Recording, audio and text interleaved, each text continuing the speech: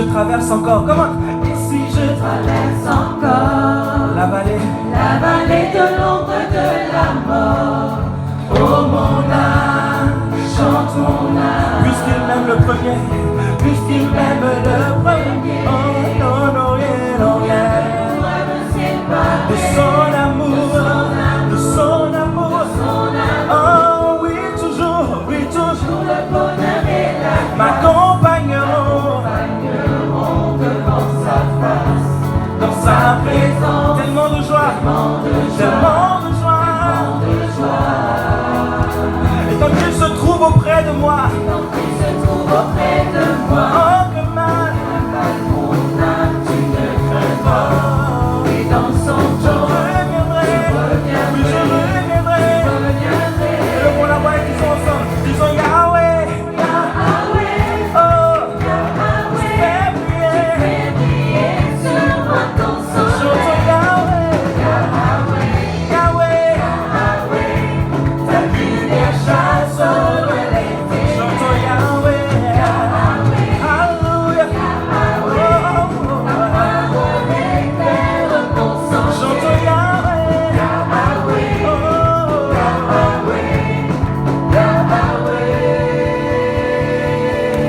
bientôt, bientôt il viendra me chercher. Et dans sa maison, j'habiterai. Oh mon âme, chante mon âme, sans cesse jusqu'à son retour, sans cesse jusqu'à son retour. Mon âme chante son amour, tous les jours, oui tous les jours, oh, oui toujours, le bonheur et la m'accompagneront devant sa dans sa présence, tellement de joie, oui tellement de joie. Et quand il se trouve auprès de moi, oh que mal, mon âme, tu ne crains pas. dans son temps, je reviendrai. Oh chante Yahweh, oh Yahweh, tu fais briller sur moi ton soleil. alléluia. Yahweh, ta lumière chasse dans les ténèbres. Yahweh, ta parole éclaire mon sang. Chantons Yahweh, Yahweh. Encore une fois, disons-le. Chantons Yahweh, Yahweh. Alléluia. Sur moi ton soleil. Chantons Yahweh, Yahweh, ta lumière chasse dans les ténèbres. chantons Yahweh. Oh, Ta parole éclaire mon sentier. oh. Yahweh, Yahweh, Yahweh. Disons ensemble. Oh, oh, oh, oh, oh, oh, oh, yeah.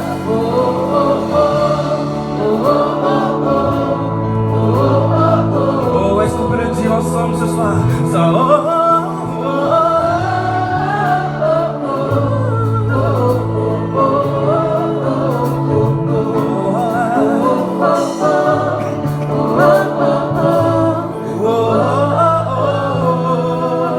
oh, merci Seigneur, Amen.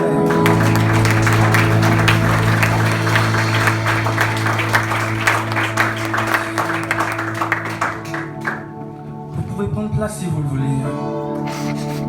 On a juste un dernier chant à faire. Il dit simplement que le nom de notre Seigneur est si merveilleux. Ce nom qui est au-dessus de toute chose. Ce nom qui a toute puissance et toute domination.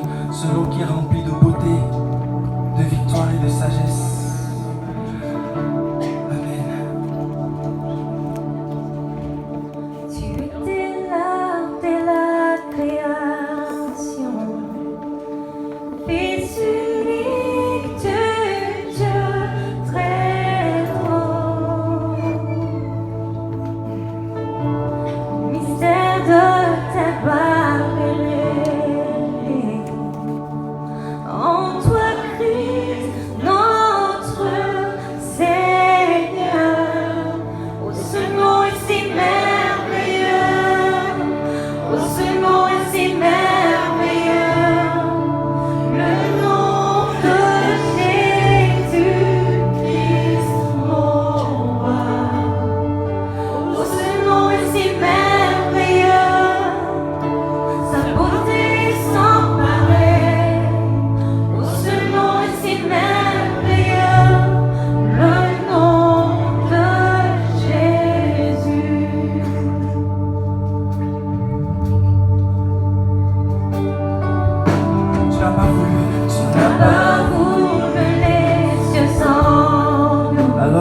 tu es venu. Alors Jésus, tu es venu. Ton amour a vaincu mon péché. Ton amour a vaincu. Oh oui, et désormais plus rien ne peut nous séparer de toi. Rien ne peut nous C'est pourquoi nous voulons crier ensemble. Ce nom est si glorieux. Oh, ce nom est si glorieux. Le nom de Jésus. Le nom de Jésus. Oh, ce nom est si glorieux. Sa beauté est sans pareil. Oh, ce nom est si glorieux. Le nom de ce nom est si glorieux. Le nom de Jésus. À toi toute la gloire, Jésus.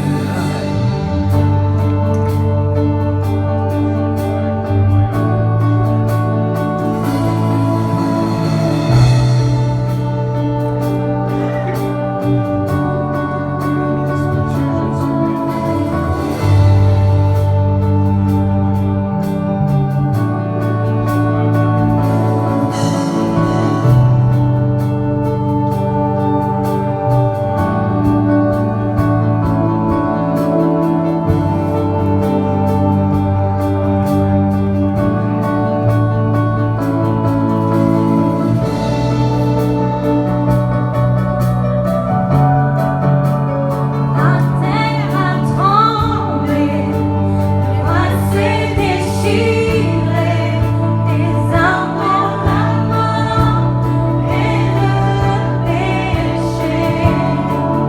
Les cieux chantent ta gloire, l'écho de ta victoire, car tu es le roi ressuscité. Ok, levons la voix et disons ensemble. Tu es sans rival. Tu es sans rival. Tu es sans égal, Seigneur. Sans Dieu, égal, tu triomphes. Dieu tu triomphes Alléluia. à tout jamais. À toi soit le règne. À toi soit À toi soit la gloire. soit la Ton nom surpasse. ton nom surpasse tout autre. Oh, ce nom est victorieux.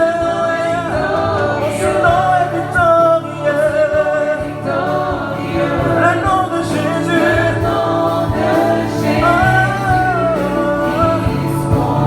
Oh, ce nom est victorieux. Sa puissance est sans pareil. Sans pareil. Oh, ce nom. Ce nom est victorieux. Le nom de Disons ensemble. Tu es sans rival. Tu es sans rival. Tu es sans égal. Tu es sans Dieu égal. triomphe à tout jamais.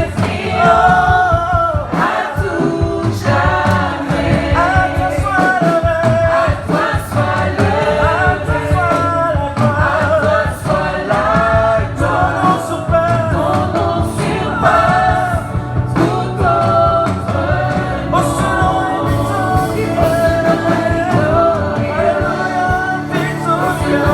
Victorieux. Le nom de Jésus. Le nom de Jésus. Le nom de Jésus. Le nom de Jésus. Oh, ce nom est victorieux. Sa puissance est sans pareil. Sans pareil. Oh, ce nom. Ce nom est victorieux. Le nom Oh, ce nom est victorieux. Le nom de Jésus. Oh, ce nom est victorieux. Le nom de Jésus. Une dernière fois. Oh, ce nom est victorieux. Le nom de Jésus.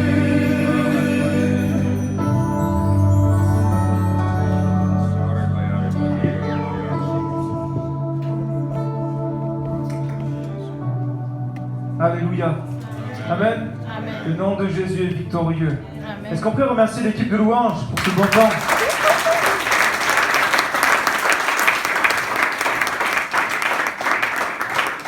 Ça va toujours? Ouais. Là, je m'adresse au marié. Michou, Hendrik, ça va? Ouais, c'est bon. Ok, ils ont voulu aussi mettre la parole de Dieu, la Bible, à l'honneur dans leur mariage, puisqu'ils veulent aussi honorer la parole de Dieu. Et c'est un honneur pour moi de pouvoir partager la parole de Dieu avec vous. Et mon désir est d'investir par ce message dans la vie de Michou, dans la vie d'Hendrik, afin que vous deveniez un couple solide, un couple qui dure et un couple qui va glorifier le nom de Jésus. Amen. Là, vous avez choisi de placer Jésus au centre de votre histoire et vous ne le faites pas de manière religieuse, vous le faites de manière authentique, de manière sincère, avec cœur. Et Jésus répond toujours présent lorsqu'on l'invite. Vous savez que le premier miracle que Jésus a fait, c'est lors d'un mariage. On a invité Jésus au mariage, et lorsqu'on invite Jésus, Jésus répond toujours présent. Et Jésus se retrouve à un moment où on lui dit, il manque, il n'y a plus de vin, il manque, ils avaient bu tout le vin. Et là, Jésus va transformer l'eau en vin. C'est Jésus. Ça aurait été moi, j'aurais transformé l'eau en Sprite ou en Coca, parce qu'ils avaient déjà bu tout le vin. Donc je me dis, ils n'ont pas besoin de plus de vin, ils ont besoin de peut-être autre chose. Mais Jésus a voulu honorer les mariés, parce qu'il y avait aussi ce principe et cette culture où il y avait aussi l'honneur qui était mis en avant pour les invités lorsqu'il manquait, c'était un manque d'honneur. Donc Jésus répond toujours présent, parce que pour Jésus le mariage est important. Le mariage est un engagement entre un homme et une femme qui prennent devant Dieu en lui demandant la bénédiction et devant témoins. Le fait que ils vous ont invité, qu'ils nous ont invités dans leur union, dans cette célébration du mariage est importante pour Dieu, parce que les témoins sont toujours importants pour Dieu. Parce que Dieu veut qu'on le fasse avec lui, mais aussi dans la communion fraternelle, avec les gens qu'on aime, avec les gens avec qui on partage. Et nous sommes témoins cet après-midi de leur union, et nous sommes tellement heureux. Vous savez que le mariage a la mention fabriquée par Dieu, a la mention plan de Dieu. Le mariage est la volonté, la pensée de Dieu, cette relation unique et durable entre un homme et une femme. C'est l'institution divine, celle que Dieu a établie, qui a pour objet essentiel de concrétiser l'engagement à vie des deux êtres. Concrétiser l'engagement à vie des deux êtres. Le mariage vient spécifier le lien d'amour qu'il y a entre Michou et Hendrik. Et Dieu désire bénir ce mariage. Parce que le désir de Dieu, c'est que ça dure. Vous savez, on est dans une société où on prend, on jette, on prend, on jette, on prend, on jette. Et alors que le plan de Dieu, c'est non, moi je veux être avec vous jusqu'à la fin. Et ils se sont promis de s'aimer jusqu'à ce que la mort les sépare. Et ils ont voulu aussi inviter dans leur mariage Jésus. Parce que la vie de couple, c'est comme une maison qu'on bâtit. Et on a besoin d'avoir Jésus avec nous. Parce que Jésus est le plus grand de tous les architectes. Jésus est le plus grand de tous les maçons. Jésus est tellement, tellement puissant, tellement fort.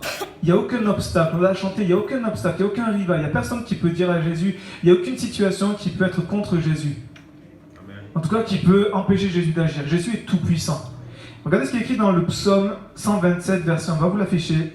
Psaume 127, verset 1, il dit « Si l'Éternel ne bâtit la maison, ceux qui la bâtissent travaillent en vain.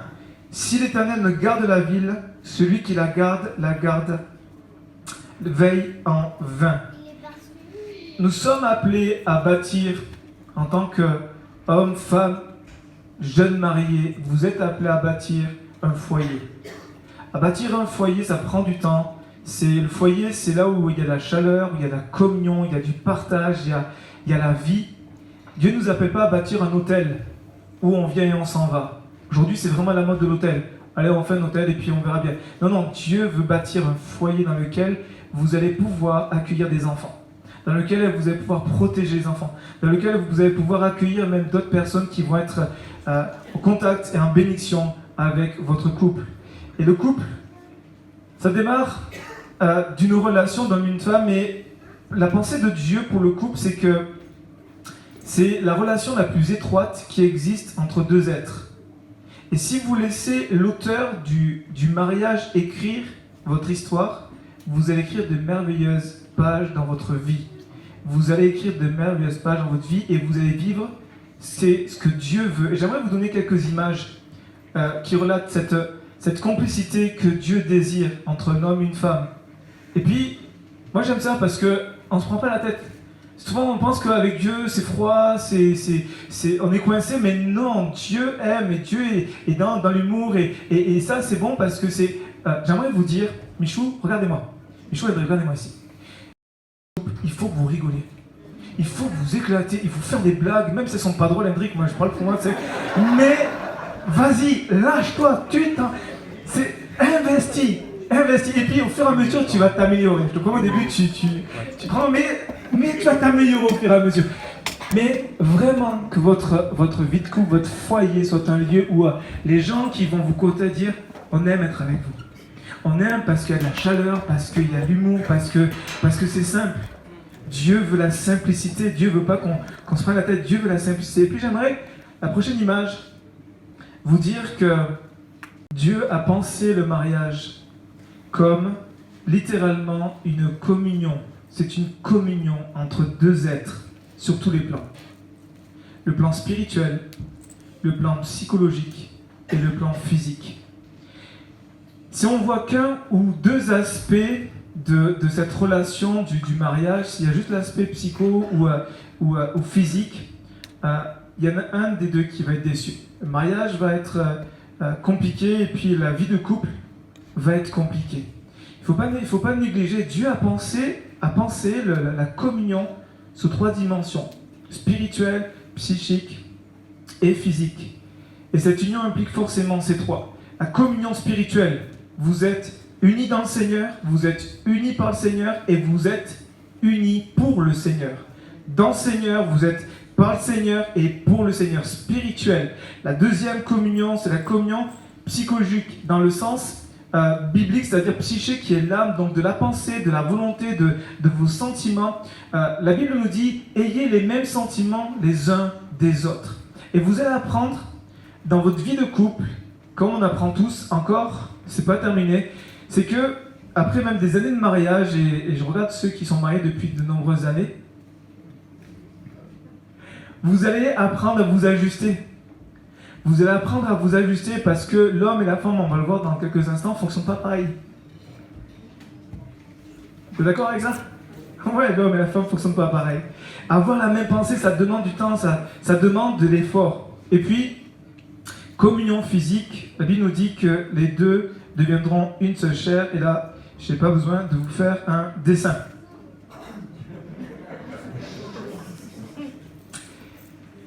Maintenant, il faut comprendre une chose qui est vraiment importante et que j'aimerais souligner cet après-midi.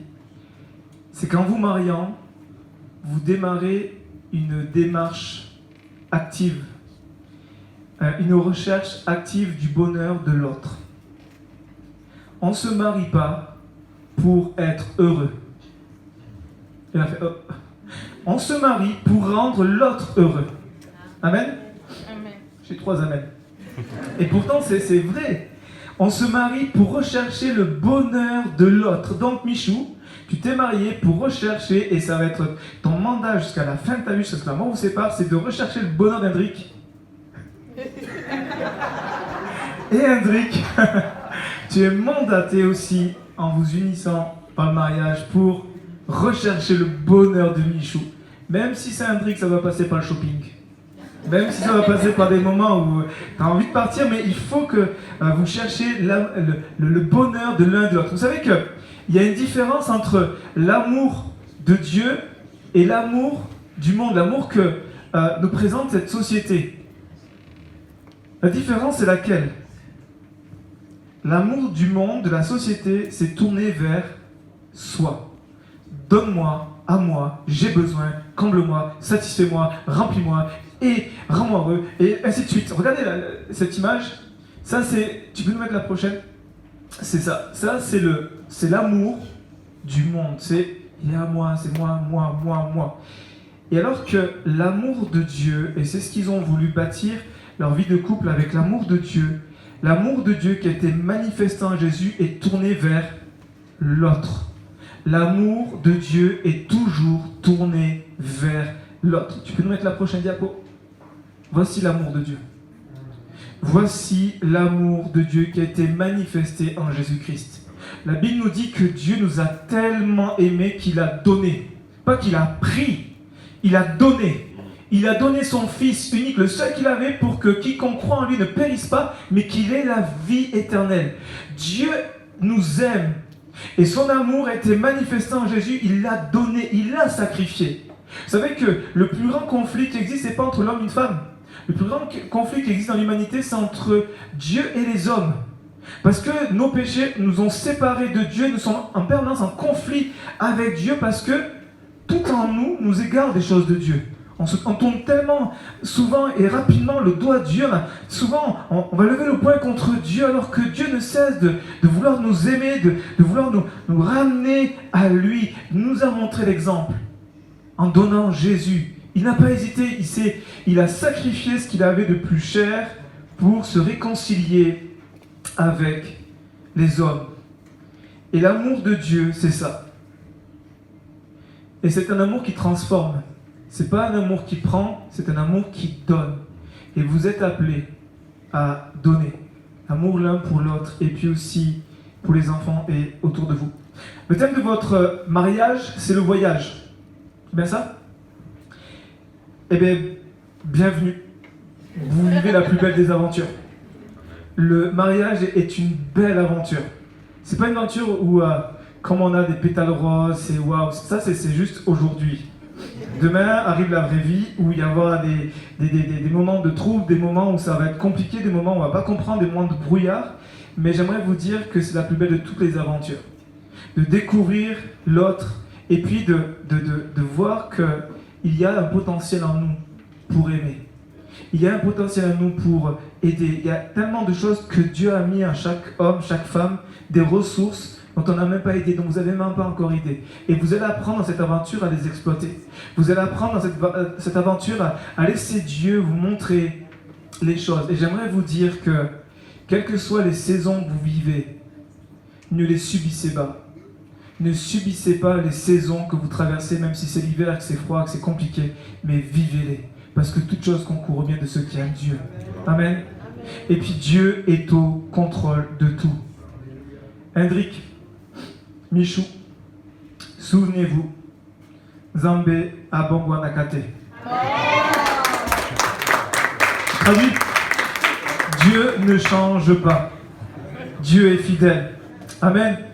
Souvenez-vous de ça, j'ai fait des efforts, j'ai répété toute la nuit. En tout cas, merci à Pierre pour l'enseignement, j'ai eu un bon prof.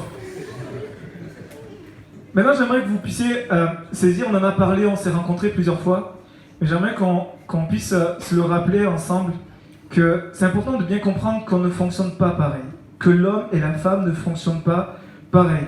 Et ça, il faut le comprendre, parce que sinon, on va avoir des attentes irréalistes, et on va éprouver de rudes frustrations. Et puis, on va arriver à ça. Tu peux nous mettre la prochaine diapo? Ça, c'est la complicité de Dieu. Vas-y, continue. Voilà. C'est qu'arrive un moment, si on n'arrive pas à comprendre que l'autre fonctionne autrement, on va être chacun à se faire un bras de fer ou à tirer la couette de son côté et à dire mais non, mais c'est comme ça, non, mais c'est comme ça. Mais en fait, vous ne fonctionnez pas pareil. L'homme et la femme, Dieu nous a créés différents.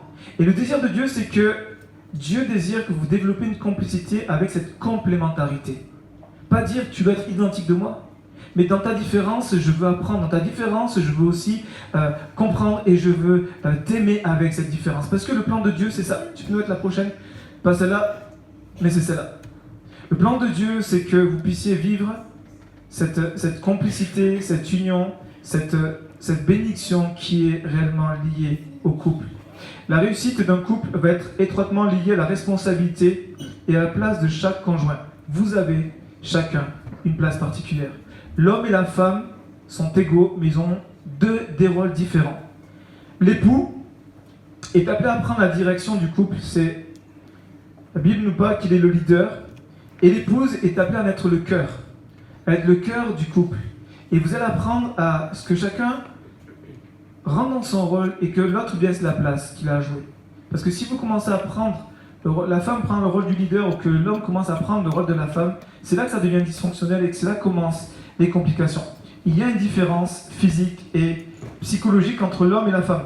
Et le piège, c'est de vouloir aimer sa femme comme si elle était psychiquement un homme. Et inversement, c'est de vouloir aimer son mari, c'est comme si psychologiquement il fonctionnait comme une femme. Ça, c'est l'erreur qu'on fait tous. Et c'est vraiment important de comprendre qu'on fonctionne différemment. J'ai mentionné quelques généralités, alors on s'y retrouve plus ou moins, mais il y a des différences entre un homme et une femme. La femme, commence avec la femme, elle a surtout besoin d'être aimée. C'est son besoin, son réservoir émotionnel d'amour, c'est super important, c'est number one. Alors que l'homme, lui, il a surtout besoin d'être apprécié, que sa femme soit fière de lui. La femme pense davantage aux détails, l'homme pense plutôt globalement. Lorsqu'un homme rentre de sa journée,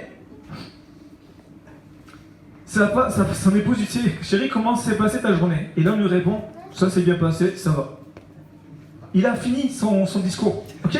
Cherchez pas. Mais la femme, quand tu lui dis « Comment s'est passée ta journée ?»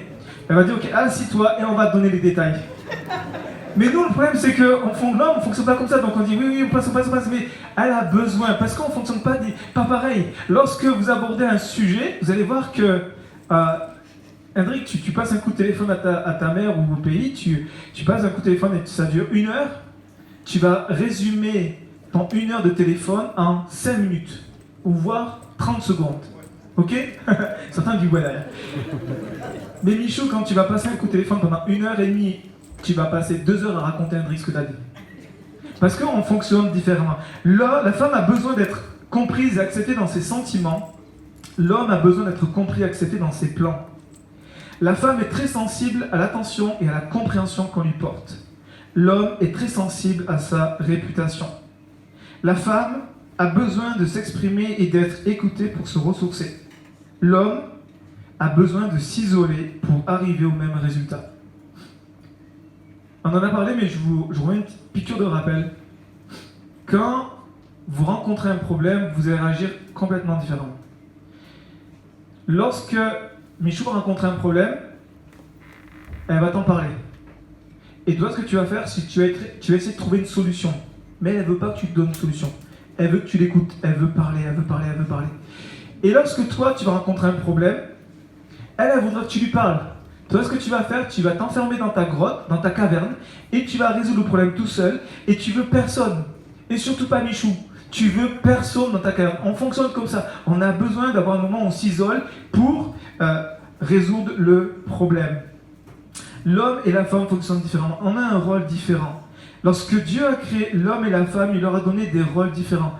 Lorsque il a créé la femme, en hébreu, c'est le mot Ezer qui veut dire une aide, un secours. Dieu a placé un secours à tes côtés, Hendrik. Dieu a placé une aide qui est ton semblable, qui est ton vis-à-vis, qui va être ton relation, qui va être ton miroir, qui va te ressembler dans le sens de ta compréhension, avoir des atomes crochus, c'est l'autre moi. C'est l'autre moi. Et c'est important de comprendre que vous n'avez pas les mêmes rôles, même si vous avez le même pied d'égalité. Pourquoi je dis ça? Parce que souvent on mélange les notions d'égalité et de conformité. Et souvent on dit oui mais non, l'homme n'est pas supérieur. Mais oui, l'homme et la femme sont des vis-à-vis. Mais ils ont des rôles différents. Et ça, le problème, c'est qu'aujourd'hui, dans notre société, il y a tout un mouvement de rébellion, de dire mais non, mais c'est pas normal. Pourquoi? Parce que la femme a trop souvent été exploitée, volée, humiliée par un homme dominateur et jouisseur. Parce qu'il dit je suis le leader, je suis le chef. Mais on va comprendre que le rôle de chef, c'est pas ça. C'est pas celui qui va dominer, c'est pas celui qui va écraser, c'est pas celui qui va dire tais-toi. C'est moi l'homme, c'est moi le mari. C'est pas du tout la pensée de Dieu.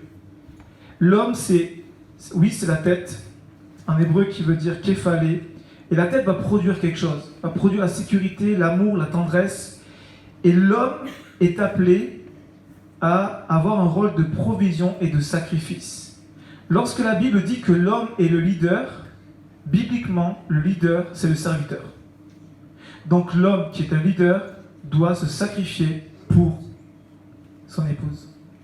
Et ça change complètement la conception qu'on a des fois de dire ouais mais non mais c'est pas normal. J'aimerais vous dire que bibliquement vous avez des rôles différents. Dieu nous a créés comme ça. Et vous devez apprendre à les intégrer, à les accepter et puis à vivre avec elles. Vous êtes un miroir l'un pour l'autre. et un miroir qui doit être dans le but de vous édifier et non pas de vous déchirer. Parce que souvent, on montre le miroir à l'autre pour dire tous les reproches. Ouais, t'es comme ci, comme ça, comme ça, comme ça. Et alors que Dieu nous a créés, a voulu l'homme et la femme, a voulu le couple, a voulu le mariage, dans le but de s'édifier, de dire regarde, il y a ça, il faut que tu le corriges. Je vais t'apprendre à le corriger et d'apprendre ensemble à développer cette édification, à développer cette complicité ensemble. Et c'est un véritable défi. La relation humaine qui possède le plus grand potentiel conflictuel, c'est le couple. Parce qu'on est tellement différents. Mais c'est aussi la seule relation, écoutez bien, qui offre le plus de potentiel pour développer la plus grande intimité. Si vous apprenez l'un de l'autre, vous laissez la place à l'époux, chacun à sa place, que vous apprenez à vous connaître, apprenez à échanger, vous allez vivre quelque chose de grandiose. Dieu nous a créés incroyablement différents dans un seul but, dans le but de lui, d'être dépendant de lui. Il a créé l'homme et la femme différents dans un but qu'on ait besoin de lui et de lui seul. On l'a chanté tout à l'heure. On a chanté, c'est toi le seul quand j'ai besoin, tu es le seul tu es mon seul espoir, tu es celui que c'est toi mon essentiel. Et c'est vrai. Dieu nous a créés différemment. Pourquoi ? Pour que vous puissiez dépendre encore plus de lui. Et c'est une aventure vraiment extraordinaire. Et j'aimerais vous dire qu'en mettant votre confiance en Jésus pour votre vie commune, vous trouverez un appui, une force surnaturelle pour triompher des obstacles. Et Jésus est une source inépuisable d'amour, de grâce et de pardon. Parce que j'aimerais vous dire que le pardon, vous en allez avoir besoin. Besoin de Seigneur, je te demande pardon. Et puis tu vas voir Michou, tu vas voir Hendrik, et puis vous allez apprendre à vous pardonner mutuellement. Mais ça, vous ne pouvez pas. Il y a des situations qui sont tellement compliquées que le pardon est surnaturel, que vous avez besoin d'aller chercher en celui en qui toutes nos sources sont, d'aller chercher le pardon pour pouvoir pardonner. Amen. Et j'aimerais vous dire que le regard de Dieu sur votre vie est un regard bienveillant. Dieu est attentif dans les moindres détails. Et le but du mariage, c'est que vous soyez heureux. Et je fais le lien avec votre verset. On va vous l'afficher. Tu peux nous le mettre juste après. Psaume 84. Alors tu reviens en arrière. Le psaume 84, est-ce qu'il était affiché ? Reviens. Non, on n'a pas psaume 84. Ok, c'est pas grave, je vais le dire. Je ne l'ai pas affiché. Heureux ceux qui placent en toi leur appui. Ils trouvent dans leur cœur des chemins tout tracés. C'est le verset de votre mariage. C'est celui que vous avez choisi. Et j'aimerais quelques minutes partager avec vous le fait que ce psaume-là, je ne sais pas si vous le saviez, mais c'est le psaume qui est intitulé « Heureux celui qui habite auprès de Dieu ». Et dans ce psaume, il y a tant de versets qui sont connus. Il y a ce verset qui dit « Lorsqu'il traverse la vallée de Baca, la vallée des pleurs, Dieu la transforme en lieu plein de sources et la pluie la couvre aussi de bénédictions. » Il y a ce verset aussi qui dit « Leur force augmente pendant la marche et se présente devant Dieu à Sion. » Et puis il y a ce verset connu aussi qui dit « Mieux vaut un jour dans tes parvis que 1000 ailleurs. » Je préfère me tenir sur le seuil de la maison de mon Dieu plutôt que d'habiter sous la tente de la méchanceté. Il y a ces versets clés, mais vous avez choisi ce verset-là qui est un verset du bonheur de la foi. C'est le verset qui amène « Heureux ceux qui placent en toi leur appui. » Heureux. Dieu désire que vous soyez heureux. Amen. Dieu désire notre bonheur. Vous savez, des fois on a une image d'un Dieu qui est dur, un Dieu qui est en colère, un Dieu qui ne loue pas à la moindre faute, mais j'aimerais vous dire que le désir plus profond de Dieu, c'est de voir ses enfants heureux. Le désir le plus profond de Dieu, c'est de voir ses enfants qui vont être épanouis, être heureux selon Dieu. Pas selon ce monde, mais selon Dieu. Être heureux selon ce monde, c'est avoir une grande maison, avoir une belle voiture, avoir beaucoup d'argent, avoir du succès, avoir une bonne réputation. Ça, c'est être heureux selon le monde. Être heureux selon Dieu, c'est être dans la paix, être dans la joie, goûter à l'amour, goûter à la simplicité. Il y a un couple heureux fait une famille heureuse. Amen. Vous savez que le meilleur moyen d'aimer vos enfants, c'est de vous aimer. Les enfants, lorsqu'ils voient papa et maman s'aimer, ils se sentent aimés. Parfois, on pense qu'on va juste leur donner l'amour et puis avec notre conjoint, c'est compliqué, c'est conflictuel. Et en fait, on s'aperçoit rapidement que les enfants sont très sensibles à ça, sont des éponges. Et lorsqu'ils voient papa et maman s'aimer, ils se sentent eux-mêmes aimés. Un couple heureux fait une famille heureuse et une famille heureuse fait une église heureuse. Amen. Tout est bâti. La force de l'église, c'est la famille. Et la force de la famille, c'est le couple. Et j'aimerais vous dire que Dieu veut notre bonheur et Dieu est bon pour nous. Et j'aimerais vous afficher est-ce que tu peux nous mettre le passage qui dit que Dieu est bon. Nzambe aza malamu. Et j'aimerais qu'on puisse le proclamer. J'aimerais vous inviter à faire juste un petit moment où on va Nzambe aza malamu. Ça va, c'est bon? Nickel. Ok. Donc j'aimerais qu'on puisse juste cet après-midi, on va le proclamer et vous pouvez le retenir comme ça. À chaque fois que vous verrez quelqu'un, même s'il ne comprend pas, vous direz Nzambe aza malamu. Ok. Donc j'aimerais qu'on puisse le proclamer. Dieu veut le bonheur d'Hendrik et de Michou et j'aimerais qu'on puisse dire ensemble Nzambe aza malamu pour Hendrik, Nzambe aza malamu et pour Michou, Nzambe aza malamu. Dieu est bon pour vous. Amen. Et ces bontés, la Bible nous dit que ces bontés se renouvellent chaque matin au réveil. Seigneur, merci parce que tes bontés sont renouvelées. Et ici, il y a une promesse de Dieu, heureux. Mais vous savez que les promesses de Dieu sont très souvent rattachées à une condition. Sont rattachées à une obéissance, à un choix, à une décision qui nous appartient. Parce que Dieu désire qu'on soit participant. Il veut que vous puissiez participer. Et il nous dit, heureux, le verset dit, heureux ceux qui placent en toi leur appui. Et c'est mon deuxième point, c'est placer en lui notre appui. Comptez sur Dieu. C'est le domaine de la prière. On va mettre l'image, si on peut mettre l'image de la prière. Juste avant, reviens en arrière. Voilà, ce moment où vous allez vous tenir et apprendre à prier ensemble pour remporter vos plus grandes victoires. On dit souvent que les couples chrétiens prient, mais ils ne prient pas souvent ensemble. Des études ont montré que des chrétiens, une enquête ont montré que les chrétiens, ils prient, mais c'est rare quand les chrétiens s'arrêtent pour prier ensemble. Et j'aimerais vraiment vous encourager à inverser la tendance. À ce que vous appreniez ou continuez à prier ensemble. Matthieu 18-19 nous dit, mais je vous dis encore que si 2 d'entre vous s'accordent sur la terre pour demander une chose quelconque, elle leur sera accordée par mon Père qui est dans les cieux. La plus profonde communion dans le mariage s'expérimente non pas par la communion physique, mais par la prière à 2. Vous allez vous unir ensemble. Vous allez apprendre à vous rapprocher. Plus vous allez vous rapprocher de Jésus, plus vous allez vous rapprocher l'un de l'autre. Et dans la prière, j'aimerais vous dire que dans la prière de couple, vous allez enfanter vos plus beaux projets. Amen. Et je veux le proclamer sur votre vie, que dans votre vie de prière ensemble, vous allez enfanter des Samuel. Comme Anne s'est retrouvée stérile et elle s'est mise à prier et elle a enfanté un grand prophète devant l'Éternel, Samuel. Et lorsque vous allez vous unir dans la prière, vous allez enfanter les projets de Dieu. Les projets de Dieu pour votre vie, les projets de Dieu que Dieu va déposer sur votre cœur. Il dit, compte sur lui, prends appui sur lui. Et prendre appui sur Dieu, c'est prendre appui sur sa parole.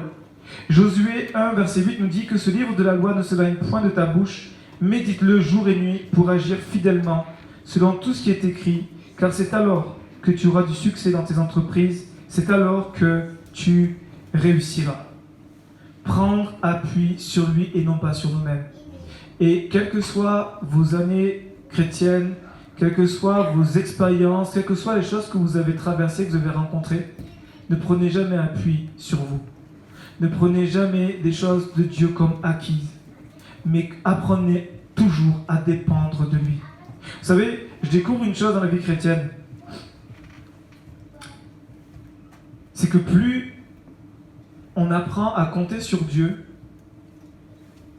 plus on s'aperçoit qu'en fait, on n'arrive pas à compter sur lui.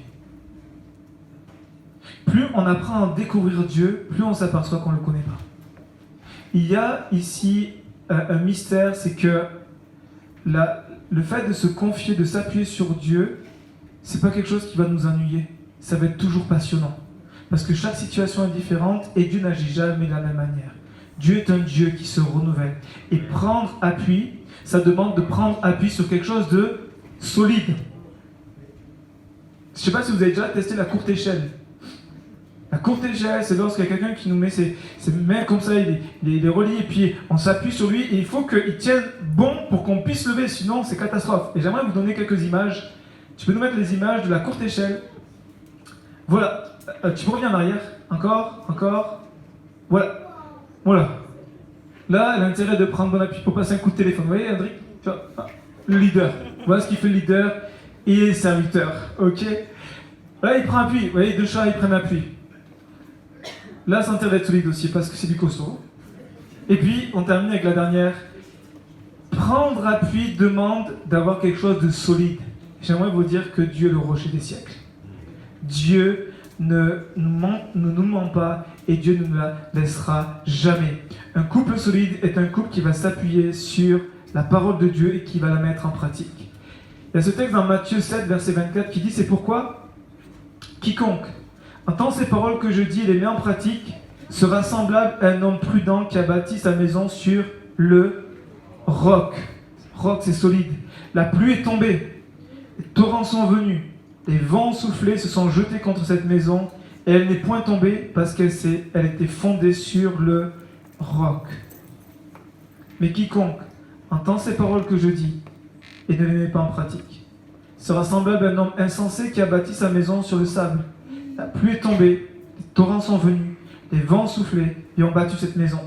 Elle est tombée et sa ruine a été grande.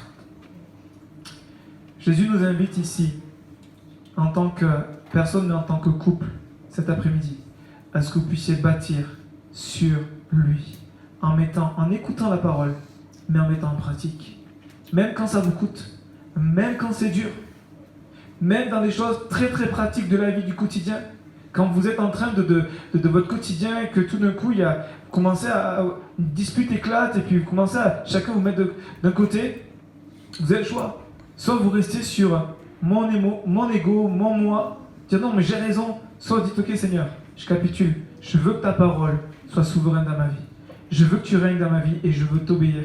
Et là vous mettez en pratique, parce que vous savez, très souvent le Saint-Esprit va vous le dire, il va vous rappeler les choses de la parole et c'est à nous, soit de mettre en pratique, soit de laisser. Mais Dieu nous invite à mettre en pratique pour qu'on soit une maison, que vous deveniez une maison inébranlable, quels que soient les coups, quels que soient les torrents, quels que soient les vents qui vont frapper, vous tiendrez bon parce que vous serez bâtis sur le roc. Amen. Je m'ai invité, merveille. Et je termine avec ça. C'est que ça demande, la prière, ça demande de prendre appui sur la parole, de pratiquer la parole de Dieu. Et vous savez, je m'aperçois que dans la vie chrétienne, on sait beaucoup de choses, mais qu'on met si peu en pratique. Et souvent, le rôle du pasteur, c'est pas d'apprendre des nouvelles choses aux chrétiens, c'est de rappeler les choses aux chrétiens qui savent déjà, pour qu'ils puissent le mettre en pratique. En fait, Dieu aime toute la partie pratique de la vie chrétienne. Dieu veut qu'on soit rempli de connaissances. La Bible dit que faute de connaissances, mon peuple périt. Et Dieu désire que cette connaissance, nous puissions la mettre en pratique, que ce soit concret, que dans votre vie de couple, les gens puissent dire la parole de Dieu. Ils disent, mais en fait c'est fou, mais on voit qu'il y a quelque chose de différent. On voit qu'ils sont différents. On voit qu'il y a une mise à part. On voit que dans leur vie, il y a il y a du respect, il y a de l'amour, il y a de la tendresse, il y a toutes les valeurs que le Seigneur nous donne. Il y a de la grâce, du pardon, de la compassion. Dieu désire que nous puissions mettre en pratique sa parole. La Bible dit, heureux celui qui place, heureux le couple qui place en toi leur appui. Ils trouvent dans leur cœur des chemins tout tracés. Voici la promesse. Vous serez heureux parce que vous trouverez dans votre cœur des chemins tout tracés. Et je termine avec cette pensée, c'est que ici le cœur, c'est pas ce qu'on pense, c'est pas le cœur. Ici le cœur bibliquement, quand toutes les fois la Bible parle du cœur, c'est l'être intérieur. C'est notre âme. C'est le cœur de notre personnalité. C'est dans le siège de nos émotions, le siège de notre personnalité. C'est ça notre cœur. Et dit, vous trouverez dans votre cœur, dans votre âme, des chemins tout tracés. C'est-à-dire qu'en plaçant Dieu au centre dans la prière et avec la mise en pratique de la parole, vous allez savoir quoi faire dans des situations qui vont être tellement compliquées. Vous allez savoir quoi faire parce que Dieu va vous inspirer. Parce que dans des situations du quotidien, question budget, question enfance, question éducation, question communication, toutes les choses qui touchent la vie d'un couple, vous saurez quoi faire. Parce que vous prendrez appui en l'Éternel. Des chemins tout tracés, vous saurez quoi faire. Même si vous êtes novice, même si on ne vous l'a jamais enseigné, Saint-Esprit vous montrera, vous dirigera, il vous donnera la solution à vos problèmes. Il y a des moments où vous allez vous retrouver devant des impasses, mais c'est ce que la parole dit, des chemins tout tracés. C'est-à-dire qu'il y a des moments où vous dire Seigneur, c'est pas possible, on n'y arrive pas, c'est bloqué, c'est fermé. Mais dans le fait que vous allez prendre appui en l'Éternel, vous allez voir que des solutions vont venir, que les problèmes vont se résoudre, et vous allez juste être les spectateurs de la grâce de Dieu, juste être les témoins de l'action de Dieu. Les chemins tout tracés, c'est aussi, vous allez avoir la direction de Dieu. C'est la quête de tout chrétien de dire Seigneur, c'est quoi ta volonté? C'est quoi ton plan? À quoi tu m'appelles? Quel est ton désir? Est-ce que tu es OK avec ça? Est-ce que c'est ton plan? Vous allez avoir la direction de Dieu. Des chemins tout tracés, c'est que Dieu va vous montrer là où vous devez marcher. Il va vous dire voici le chemin. Je me tiens derrière toi et je te dis voici le chemin, marche-y. Et j'aimerais terminer en vous disant que il aplanira toute vallée devant vous, parce que l'Éternel Dieu marchera lui-même devant vous. Il est Emmanuel, Dieu avec vous. Alors j'aimerais ce matin vous inviter, vous encourager, vous lancer dans cette nouvelle aventure en vous disant prenez appui en l'Éternel. Même quand vous ne comprenez pas, même quand tout paraît compliqué, il est le Dieu de la solution. Il est le Dieu de la provision. Il est le Dieu de la vision. Il est le Dieu qui va vous conduire. Et laissez-le être Dieu dans votre vie. Amen.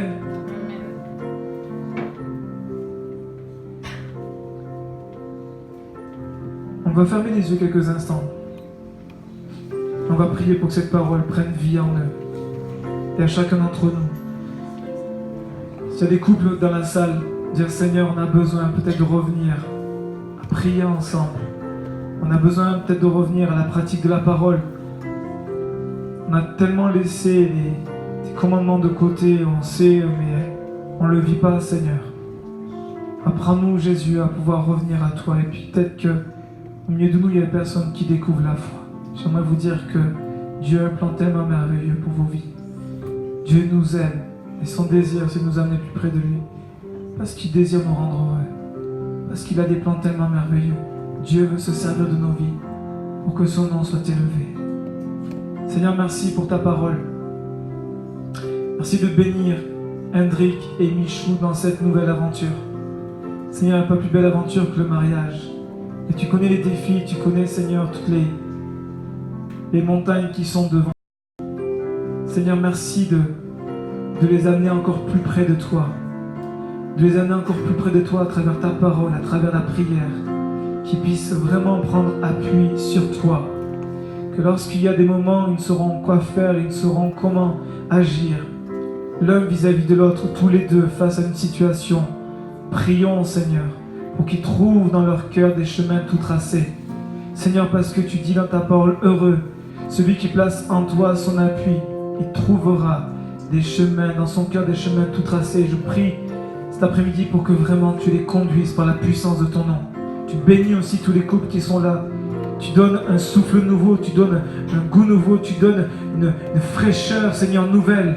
Seigneur, nous prions pour que, Seigneur, nous soyons des couples solides, des couples qui vont durer, des couples qui vont être en réelle bénédiction, Seigneur, pour leur entourage, pour leurs enfants, pour leur église. Seigneur, merci d'étendre ta main et de manifester ta gloire.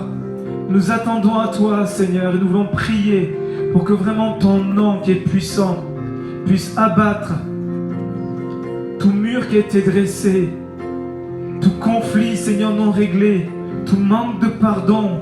Seigneur, nous prions pour que vraiment tu puisses rapprocher, Seigneur, les couples. Se rapprochant de toi, ils vont se rapprocher. Je prie pour que tu donnes un feu nouveau, une flamme nouvelle. Ta parole dit que tu n'éteins pas le luminon qui fume et tu ne brises pas le roseau cassé.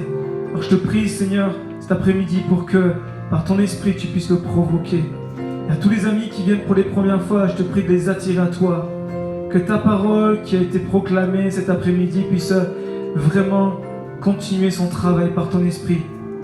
Touche-les, atteins-les. Montre-leur que tu n'es pas une religion. Montre-leur que tu es réel. Que ton désir c'est de les bénir abondamment. Merci Jésus de le faire. Que toute la louange, la gloire te revienne. Amen. Amen. Hendrik et Michou ont désiré aussi cet après-midi, lors de cette union, partager la Sainte Seine. Ils ont voulu faire ce temps, dire on veut mettre Christ au centre de notre vie. Ils sont conscients que c'est dans le Seigneur, par le Seigneur et pour le Seigneur qui s'unissent. Et ils ont voulu partager ce repas, donc j'aimerais les inviter à se lever.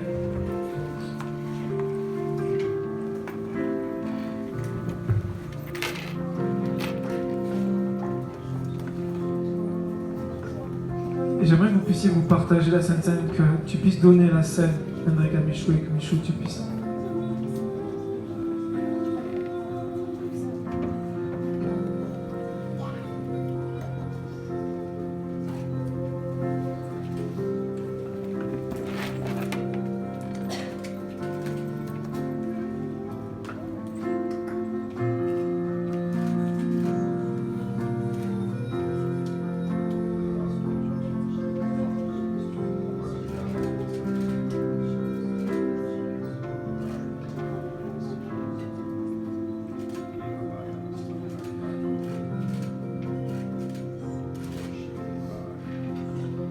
Partage ce moment de la Sainte Seine. La Sainte Seine, ce sont des symboles qui nous représentent le sang de Jésus qui a coulé pour nos péchés, pour le pardon de nos péchés, qui nous justifie, et son corps qui a été brisé pour nous. Dis, faites ceci en mémoire de moi. Et vous l'avez fait cet après-midi.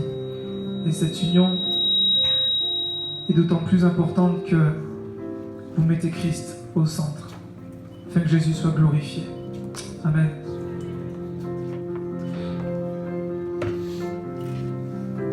Vous allez rester debout parce que vous allez aussi partager l'un pour l'autre les vœux. À qui je laisse la place? À l'homme, bien sûr.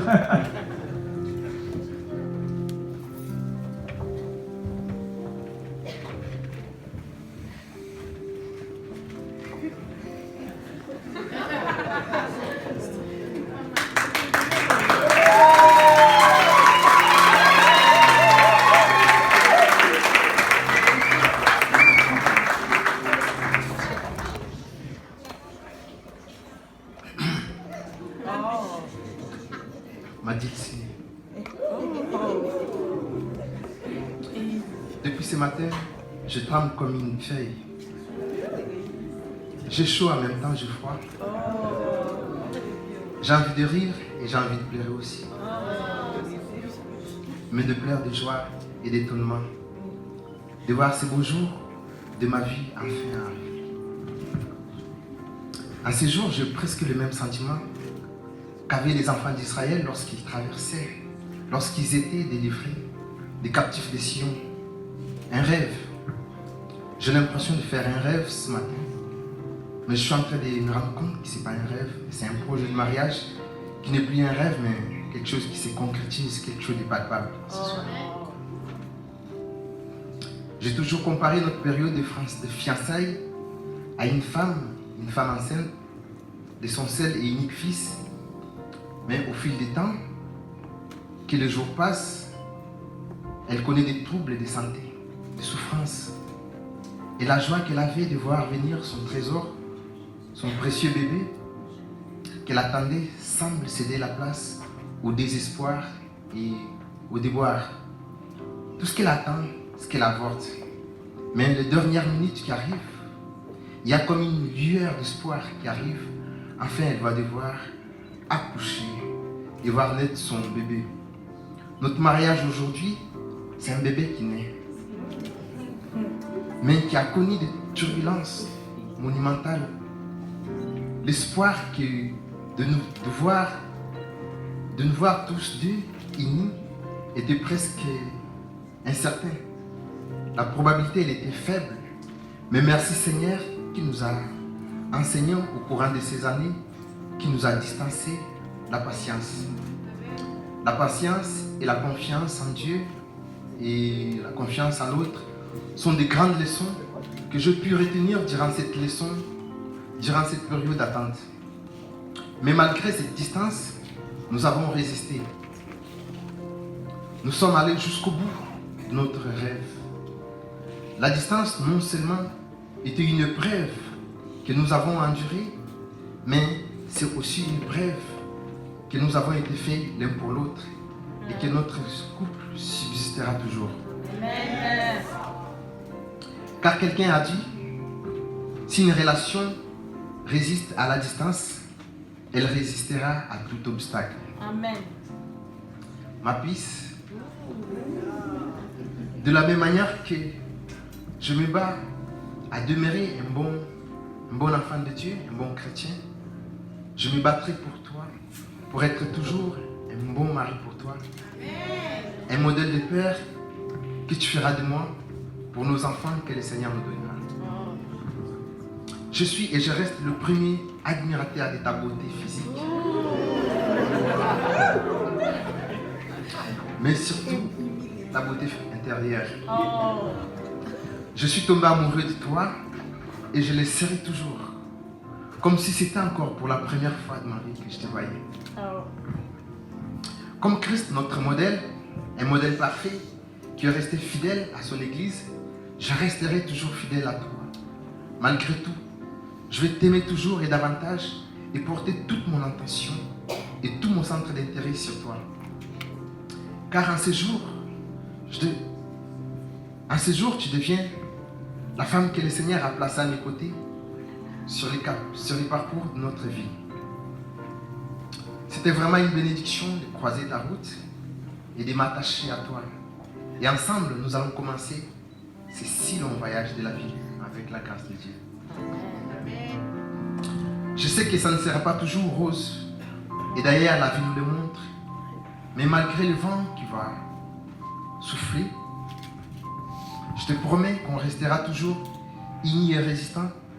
Pas parce que nous sommes le plus fort, mais parce que notre refuge va demeurer toujours le même, le Christ, celui le Tout-Puissant.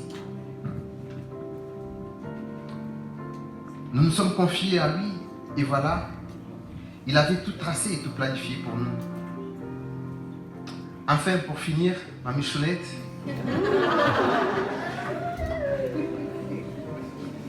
mon cœur brûle d'amour toujours pour toi. Je me considère comme l'homme le plus heureux de la planète Terre.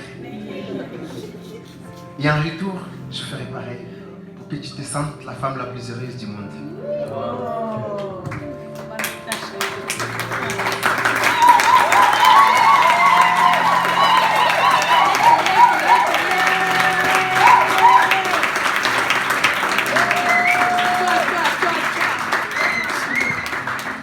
Je n'ai pas beaucoup de choses à te dire ni à te donner. Ce que je te donne, c'est tout mon cœur, Et pour finir, j'aimerais dire Nzambe Azamalam.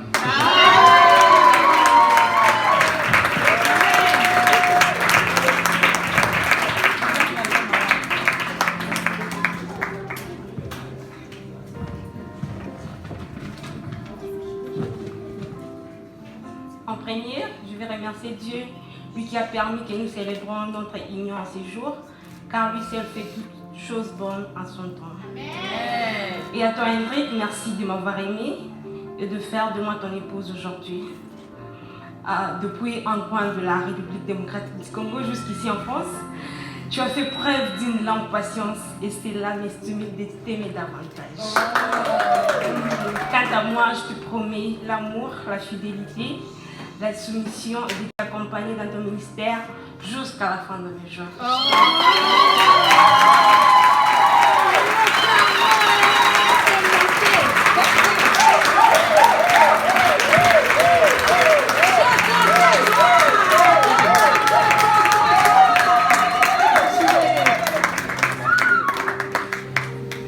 Voilà, donc je vais inviter tous ceux qui sont mis dans un appareil photo à venir. C'est le moment d'échange d'alliance. Donc vous pouvez venir, vous pouvez placer. Peut-être on peut enlever, décaler des chaises pour que tout le monde puisse voir.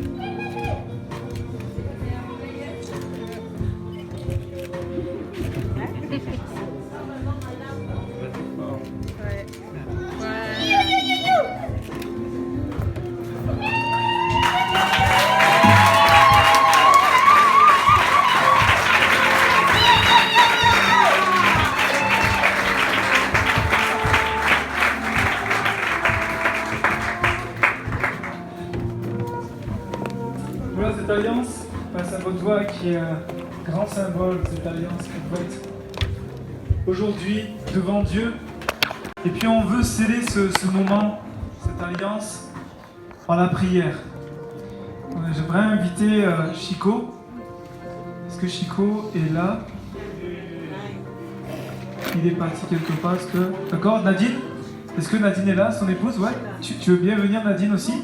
Nadine, Chico, et puis Gabriel aussi. Est-ce que Gabriel, que j'ai vu tout à l'heure, tu veux bien venir s'il te plaît? On veut les bénir, on veut les recommander à la grâce de Dieu.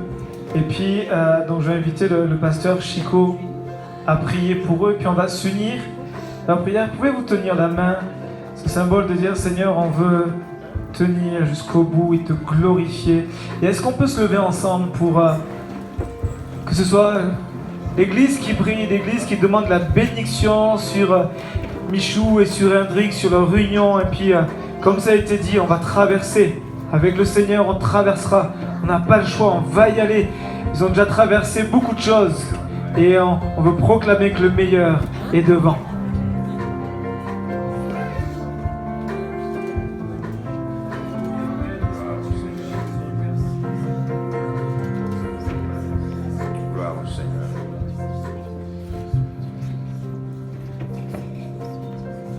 Voilà, ce matin, j'ai noté un passage pour vous et ça va complètement dans le sens de ce message. Vous prendrez le temps pour le relire. C'est 1 Samuel chapitre 9. c'est Saül donc qui est à la recherche de l'ânesse de son père. Et eux, ils ont cherché partout. Ils n'ont pas trouvé. Et à un moment donné, le serviteur dit, mais il y a un homme de Dieu ici. Allons vers lui. Et cet homme de Dieu pourra peut-être nous aider. Et c'est ce que je voulais laisser pour cette journée en vous disant, mais il y a un homme de Dieu. Et cet homme de Dieu, c'est le Seigneur Jésus. Il y a un homme de Dieu qui donne toujours la solution. Quand avec vos efforts, vous chercherez de partout une solution, allez vers l'homme de Dieu. Et dans le texte, ils ont identifié aussi un lieu. Et il y a une église ici pour vous. Et quelquefois, il y a des poids qui sont tellement lourds, tout seul, à la maison, même avec des amis, on n'y arrive pas. Il faut en référer à l'église. Et l'église sera là. Et l'église sera là. Et le serviteur de Dieu sera là. Les serviteurs et les servantes de Dieu seront là. Et ensemble, vous allez gagner. C'est ce que je voulais laisser sur votre cœur. C'est les choses que j'ai reçues ce matin par rapport à ce mariage. Alléluia. Père éternel, nous sommes courbés devant ta majesté. Nous ne sommes que des simples serviteurs et servantes. Mais tu as bien voulu faire passer ta bénédiction au travers de tes serviteurs et au travers de tes servantes. En ce jour de mariage, en ce jour où Michou s'unit pour la vie à Hendrix, ils ont demandé la prière. Papa, qu'est-ce que tu as prévu pour eux, pour ce jour? Quelle est la bénédiction que tu as réservée pour ce jour? Nous voulons être tout simplement comme le canal que tu vas utiliser pour les bénir. Nous appelons maintenant au nom du Seigneur Jésus ta bénédiction dans la vie de Hendrix, ta bénédiction dans la vie de Michou, ta bénédiction dans cette union. Et nous élevons le nom de Jésus. Et nous anéantissons en ce jour toute forme d'œuvre, toute forme d'opposition, toute forme de malédiction, toute forme d'action, intérieure ou extérieure, matérielle ou physique. Nous le détruisons au nom de Jésus. Papa, parce qu'ils se sont référés à toi pour ce mariage, tu vas être la référence chaque jour de ce mariage au nom de Jésus. À tout moment où il y aura un souci, une difficulté, ils vont se référer à toi. Et toi qui as toujours la solution, tu leur donneras la solution. Nous déclarons cela sur ce couple et sur le foyer à venir. C'est un mariage à solution, car Jésus-Christ est le chef. Jésus-Christ est le maître de ce foyer. Sois béni, Hendrix. Que le roi des rois pose ses mains sur tes mains. Et que ses mains soient comme les mains de Joseph. Partout où Joseph allait, tout ce que ses mains touchaient, la bénédiction était dessus. Tu as touché Michou. Que la bénédiction soit sur Michou. Dans le nom puissant de Jésus. Et chaque fois que ta main va se poser sur sa main, nous appelons la bénédiction d'en haut. Dans le nom de Jésus. Michou, celui qui trouve une femme trouve le bonheur. Et ensemble nous voulons dire que ta vie soit le bonheur continuel au nom puissant de Jésus. La dépendance du bonheur en toi. Quand la tristesse peut-être voudra venir frapper à la porte, quand un souci peut-être voudra venir prendre tout ton esprit, je veux que tu te rappelles de ce jour. Père, tu as dit que celui qui trouve une femme trouve le bonheur. Je m'appuie sur ta parole. Là où au milieu de cette difficulté, tu vas faire venir le bonheur, qu'il vienne maintenant au nom de Jésus. Et le bonheur va prendre place. Parce que c'est Dieu qui l'a dit. Nous vous bénissons dans le nom du Père, dans le nom du Fils, dans le nom de l'Esprit du Dieu vivant, de ce Dieu puissant qui vous établit aujourd'hui dans ce lien de mariage. Et nous scellons chaque jour que le Seigneur va vous donner avec ce mot, Jésus, ma référence, tous les jours de ce mariage, au nom de Jésus-Christ. Amen.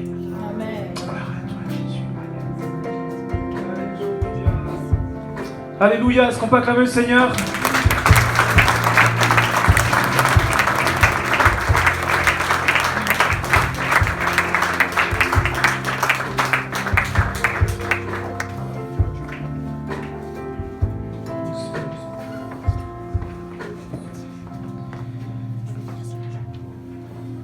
J'aimerais terminer ce moment, si on peut juste remettre les chaises. On vous invite à prendre place. On va terminer avec un dernier chant.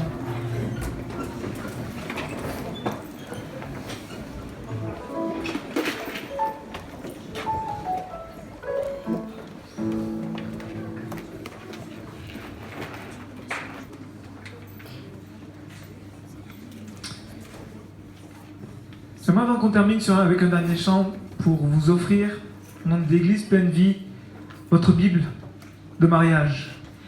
Et on veut vraiment que cette Bible soit vraiment une bénédiction. Vous connaissez, la Bible, on ne vous apprend rien, mais on a voulu vous donner une Bible avec la version Semeur, qui est une bonne version.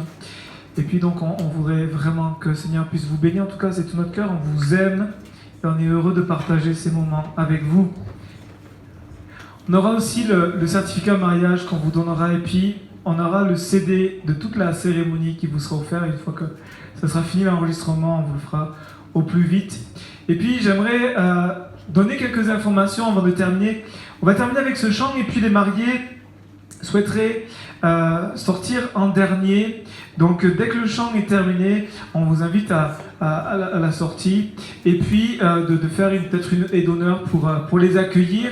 Et puis vous avez donc au fond, avant de partir, vous avez donc un tronc dans lequel vous pouvez les bénir, et puis aussi un livre d'or sur lequel vous pouvez noter des pensées, une bénédiction, quelque chose qui va les bénir, les encourager. Puis il vous invite à la suite de cette cérémonie, donc au vin d'honneur, 8 rue Émile Dupéra à Moron-les-Bains. Au niveau des informations, je crois que j'ai terminé. Il me reste qu'à vous souhaiter Zambé Apambola Bino. Amen. Est-ce qu'on peut se lever? Amen. Est-ce que vous pouvez vous tenir debout, Hendrik et Michou? Alors ce chant est particulièrement pour vous. Nous ne sommes pas congolais, mais nous avons appris des chants pour vous. On a appris ce chant, on a appris les Sepela, Moninga, Kumama et tout ça. Donc on aimerait vraiment que vous puissiez vous réjouir avec eux.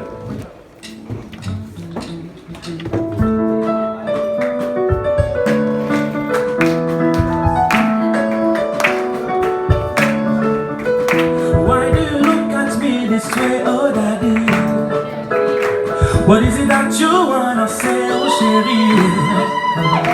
Oh yeah, don't put you my way, and I don't know for sure. Just the word and I see it, just get on one knee, living like somebody. C'est de la Monica à Bali, just get on one knee, living like somebody. C'est de la Monica à Bali. Just married, only you. It's only thanks to you. On y va.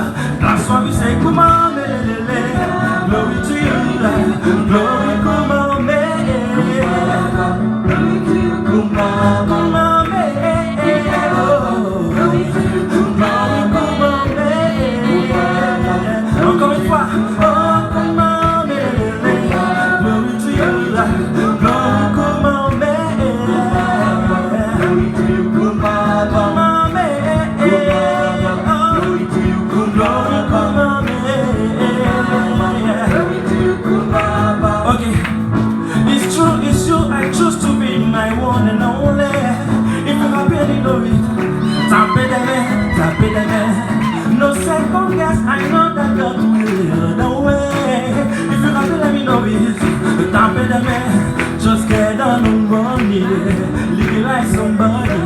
la moninga à Bali, just marry, just get on the money, legalize somebody. C'est la moninga à Bali, just marry, only you. It's only thanks to you. That's how we say, come on, glory to you, glory, come on, glory to you, come on, come on, glory, come on, one more time, let's go, come on, glory to you, glory, come on,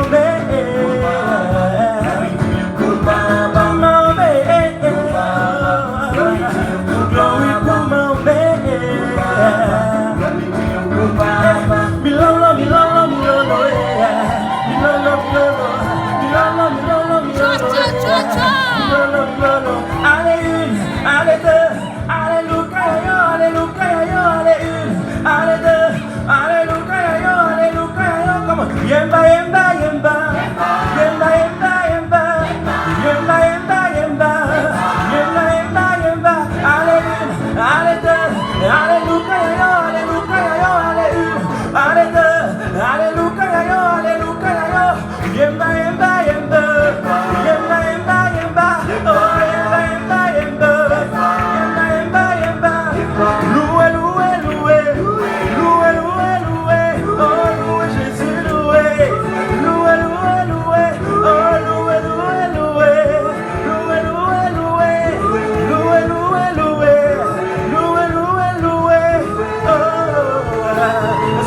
Let's go,